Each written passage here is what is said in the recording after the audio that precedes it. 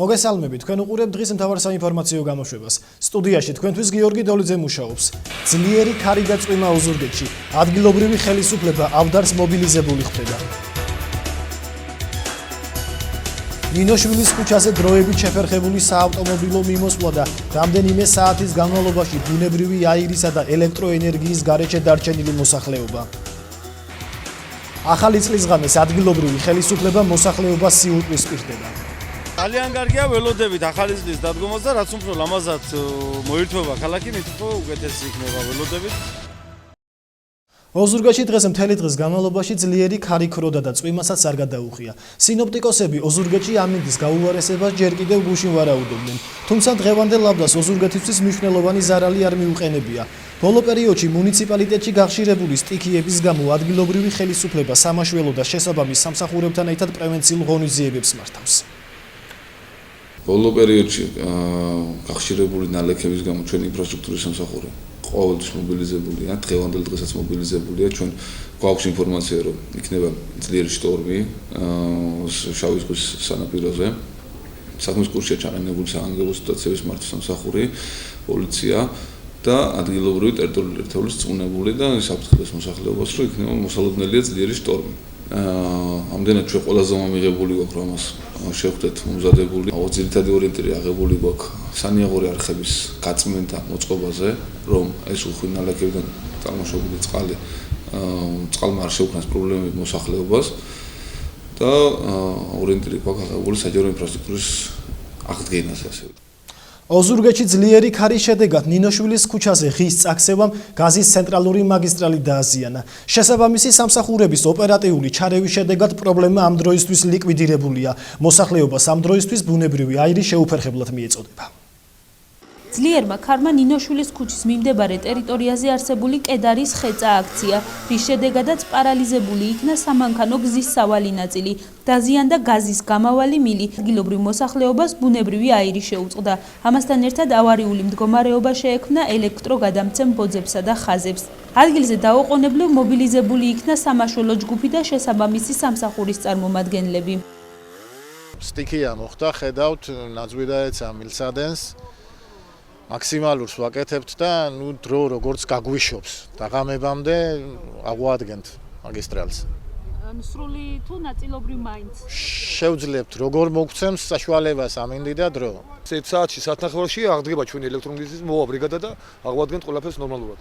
1 საათში დაახლოებით. შემთხვევის ადგილზე სამაშველო ჯგუფი ღვიან ღამემდე მუშაობდა. მთლიანად იქნა აღდგენილი სამანქანო გზა, ელექტრო და გაზიფიცირებით მომარაგების საკითხით სრულიად იქნა აღმოფხვრილი. რამდენიმე წუთში შეზღუდული შესაძლებლობების მქონე პირთა საერთაშორისო დღე ოზურგეთში კონცერტით აღინიშნა. ხალხური სიმღერების შესწავლას ახლად ჩამოყალიბებული ვაჟთა ფოლკლორული ანსამბლი მალე დაიწყებს. ოზურგეთი 2014 წელს ტრადიციული ღონისძიებით ხვდება. განათებული ქუჩები, გრანდიოზული ნაძვისხე, კონცერტი ღიაცის ქვეშ და ხელისუფლების სიურპრიზი ადგილობრივ მოსახლეობას. ახალი წლის დადგომამდე რამდენიმე კვირა დარჩა. საახალწლო სამზადისი ჯერ აქტიურ ფაზაში არ შესულა. ქუჩებში საახალწლო ნათურები არ ანთებულა. მოსახლეობა 2014 წლის დადგომას მოუთმენლად ელოდება. უნდათ რომ ქალაქი ლამაზად მოირთოს და განწყობაც ამაღლებული იყოს. ძალიან კარგია ველოდებით ახალი წლის დადგომას და რაც უფრო ლამაზად მოირთვება ქალაქი, მით უფრო უკეთესი იქნება ველოდებით ყველა ამას. კარგია, როცა იქნება გამშვიდობა იქნება, გამწვანება იქნება, ყველაფერი კარგი რო იქნება, ეს ხალხისთვის იქნება და გული გაიხარეთ.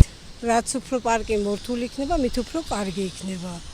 ყოველთვის სამზადისში ვართ ახალი წლისთვის. და ემზადებთ ღონისძიებაზე გამოხვალთ რო რასაკვირველია. ოზურგეთის მუნიციპალიტეტის გამგეობა შესაბამის სამსახურებთან ერთად საახალწლო ღონისძიებების გრაფიკს ადგენს. 31 დეკემბრისთვის ქალაქის მთავარ მოედანზე სცენა დამონტაჟდება. კონცერტი იქნება ღიაცის ქვეშ თეატრალურ მოედანზე.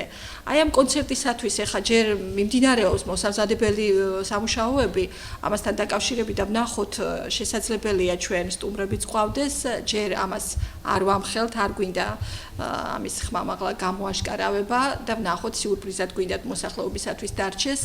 ძირითადად ვეცდებით რომ ადგილობრივი ძალით განვახორციელოთ, მაგრამ მათ შორის იქნება რაღაცა გარკვეული სიურპრიზები. 31 დეკემბრამდე ჯერ დიდი დროა.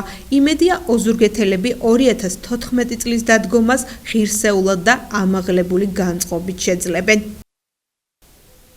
ახალგაზრდა პედაგოგთა კავშირის ბაზაზე არსებულმა ახალგაზრდული ცენტრის წევრებმა შეზღუდული შესაძლებლობების მქონე პირთა საერთაშორისო დღე კონცერტით აღნიშნეს.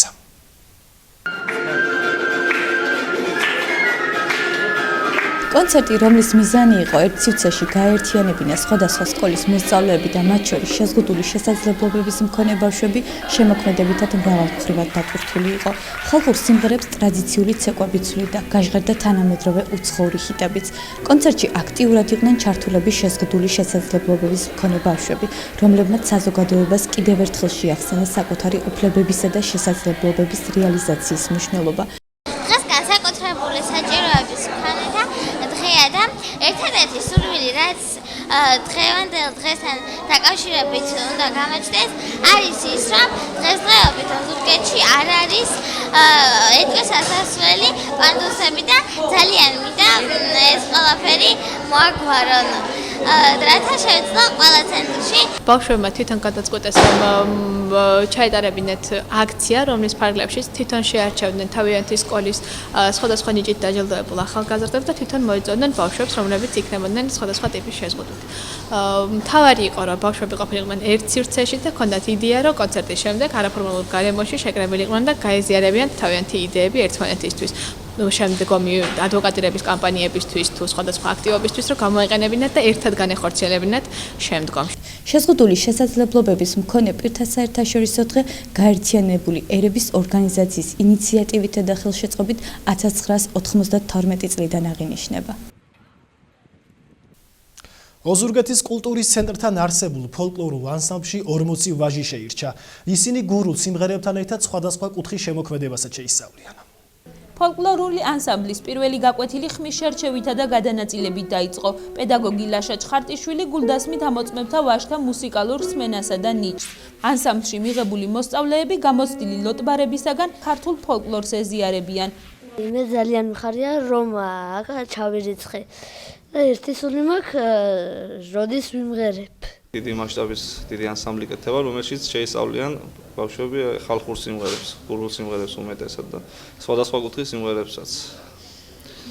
ესე შემდეგ უკვე მივიღეთ კონცერტებშიც მონაწილეობას და ძალიან სასიხარულო ფაქტია. ზოგი არის ისეთი, ვინც პირველად მღერის გამოვიდა, ზოგი არის ბატონ ტრისან სიხარულიძე სამღერო და ანსამბლში სხვადასხვა ანსამბლებში აქვთ ნამღერი. სურვილი აქვს დიდი და ნახოთ აცი რა იქნება და. ამჟამად ფოლკლორულ ანსამბლში 20 ვაჟია შერჩეული. პირველიდან მე-9 კლასის ჩათვლით მოსწავლეთა მიღება გაგრძელდება. ახლა ჩვენს ეთერში ამინდის პროგნოზის დროა. სინოპტიკოსები ხვალისთვის გურიის რეგიონში ტემპერატურის ვარდნასა და წვიმიან თოვლს ვარაუდობენ. ოზურგეთში ტემპერატურა ღამით 3 გრადუსი, დღისით კი 7 გრადუსი იქნება. ჩოხატაუბში ღამით 1 გრადუსი, დღისით 6 გრადუსი დაფიქსირდება.